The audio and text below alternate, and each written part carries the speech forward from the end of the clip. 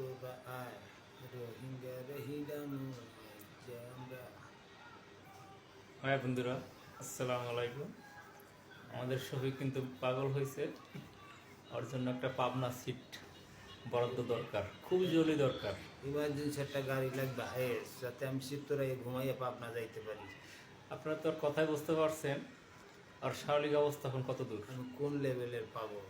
আর immediately পাবনাবাসীর কাছে আবেদন জানাচ্ছি একটা সিট আমাদের জন্য বুক করে রাখো।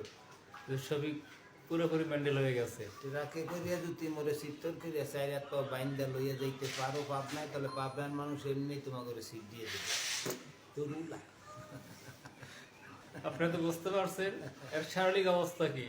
এই মানুষকে এখন আর আমরা এই যে আমার বড় ভাই, এই দুইজন এই যে মানুষের জাহাঙ্গীর আমার বড় ভাই, এই দুর্বল, ঢাকা শহর বাড়ি ঘরে দুর্বল, দুর্বলের মাঝখানে